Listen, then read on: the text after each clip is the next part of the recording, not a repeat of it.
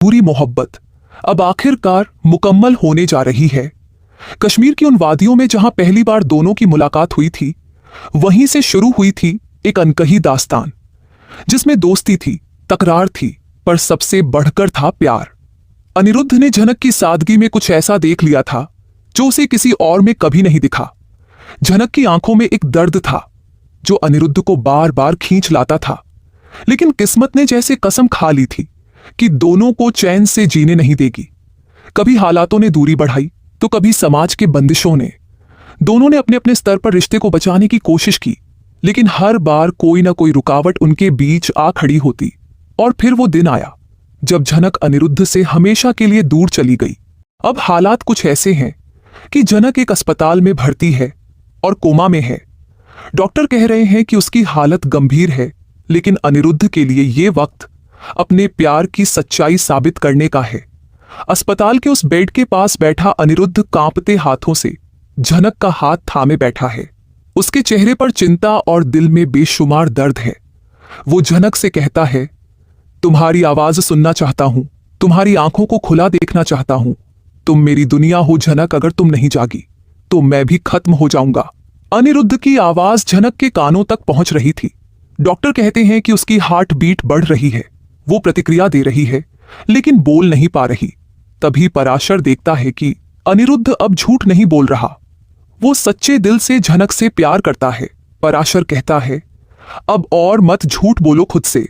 जिस लड़की से तुम सच्चा प्यार करते हो उसे अपना बनाओ।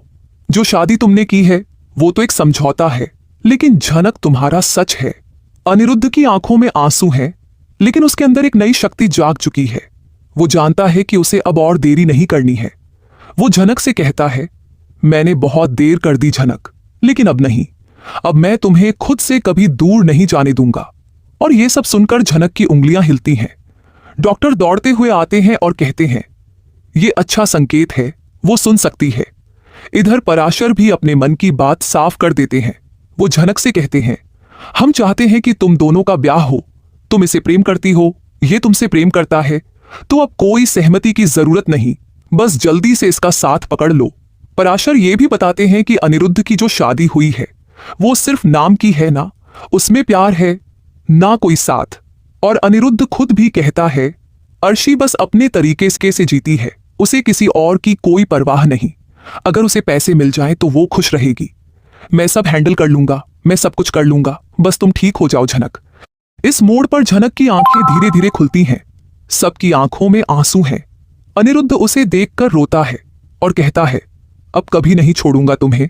अब हम एक होंगे, चाहे पूरी दुनिया हमारे खिलाफ क्यों ना हो जाए। डॉक्टर मुस्कुराते हैं और कहते हैं कि अब झनक खतरे से बाहर है।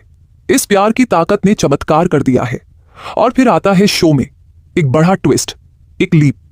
कुछ महीने बीत जाते हैं और अब झनक और अनिरुद्ध साथ रहते हैं एक छोटे से सुंदर घर में, जहां सुबह प्यार से और शाम में सुकून से भर जाती है। लेकिन कहानी यहीं खत्म नहीं होती। ये मेरा हिस्सा चाहिए, वरना कुछ ऐसे भी हैं जो इनका मिलन बर्दाश्त नहीं कर पा रहे। अर्शी अब लौट चुकी है और वो चाहती है कि अनिरुद्ध उसे मुआवजा दे और साथ ही झनक से बदला भी ले, लेकिन अनिरुद्ध अब कोई समझौता नहीं करेगा। वो झनक और अपने रिश्ते के लिए हर लड़ाई लड़ने को तैयार है। एक दिन जब अर्शी उनके घर पहुंचती है और कहती है, मुझे मेरा हिस्सा चाहिए वरना कोर्ट में मिलेंगे, तब अनिरुद्ध बहुत ठंडे लहजे में जवाब देता है, तुम्हारा हिस्सा सिर्फ कागजों पर था, दिल में नहीं, और दिल के रिश्ते कागजों से नहीं चलते। झनक भी अब पहले जैसी नहीं रही। अब वो एक मजबूत और आत्मनिर्भर महिला है। वो कहती है, मैं किसी से डरने वाली नहीं हूं। जिस दर्द से मैं गुजर चुकी हूं, अब कोई मुझे तोड़ नहीं सकता। अर्शी के लौटने से झनक और अनिरुद्ध की जिंदगी में एक बार फिर तूफान आ चुका था। लेकिन इस बार झनक अकेली नहीं थी। उसके साथ उसका प्यार था, उसका विश्वास था, और अनिरुद्ध की वो अडिग चाह थी जिसने उसे फिर से जीना सिखाया था। झनक ने अनिरुद्ध का हाथ थामकर कहा, अब जब तूफान आया है तो डटकर सामना भी करेंगे। इधर अर्शी कोर्ट में केस फाइल कर चुकी थी। उसने दावा किया कि अनिरुद्ध और उसके बीच जो शादी हुई थी वो एक लीगल बंधन है और झनक के साथ उसका रिश्ता गैर कानूनी है। कोर्ट में जब पहली सुनवाई हुई तो अर्शी के वकील ने अनिरुद्ध को कटघरे में खड़ा कर दिया। लेकिन अनिरुद्ध ने पूरे आत्मविश्वास के साथ कहा, मैंने कभी अर्शी को पत्नी की तरह सम्मान नहीं दिया, क्योंकि हमारे बीच कोई रिश्ता था ही नहीं। वो शादी एक मजबूरी थी, और मजबूरी में बने रिश्तों में ना भावनाएं होती हैं, ना वफादारी। झनक कोर्ट रूम में शांत खड़ी थी, लेकिन उसकी आंखों में आत्मबल साफ झलक रहा था। उसने अपनी बात कहने की इजाजत मांगी और कहा, मैं किसी का घर तोड़ने नहीं आई थी, मैं तो खुद टूटी थी, लेकिन अनिरुद्ध ने मुझे संभाला। अगर ये रिश्ता गलत है तो फिर सही क्या है? अर्शी के चेहरे पर गुस्सा और जलन दोनों साफ झलक रहे थे, लेकिन कोर्ट ने सबूतों और गवाहों को सुनने के बाद फैसला सुरक्षित रख लिया। बाहर निकलते ही मीडिया चारों ओर घेर लेती है। झनक से सवाल पूछे जाते हैं, आपको क्या लगता है कोर्ट किसके पक्ष में फैसला देगा?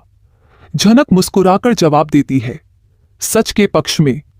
उधर अनिरुद्ध अब झनक को और परेशान नहीं देख सकता। वो चाहता है कि इस सबसे दूर कहीं एक नई जिंदगी शुरू की जाए, लेकिन झनक कहती है, अगर हम भाग गए तो लोग कहेंगे हमने सच से मुंह मोड़ लिया। नहीं अनिरुद्ध, अब लड़ाई सामने से लड़ी जाएगी, सिर उठाकर। इस बीच पराशर भी कोर्ट में झनक के समर्थन में गवाही देने को तैयार हो जाते हैं। वो कहते हैं, मैंने अपनी आंखों से देखा है कि कैसे अर्शी ने सिर्फ पैसों के लिए यह रिश्ता निभाया और कैसे अनिरुद्ध ने झनक को टूटने से बचाया। सच्चा रिश्ता कागज से नहीं, दिल से बनता है। कुछ दिन बाद कोर्ट का फैसला आता है और कोर्ट अर्शी के दावे को खारिज कर देता है। न्यायाधीश कहते हैं, जिस रिश्ते में कोई भावना नहीं, जो रिश्ता सिर्फ मजबूरी था, उसे कानून की जंजीरों में नहीं बांधा जा सकता। अनिरुद्ध और झनक स्वतंत्र हैं, एक नया जीवन शुरू करने के लिए। यह फैसला जैसे पूरी दुनिया को झनक और अनिरुद्ध के प्यार की ताकत का प्रमाण दे देता है। मीडिया में सुर्खियां बनती हैं, सच्चे प्यार की जीत, कोर्ट ने माना दिल का रिश्ता कानून से ऊपर।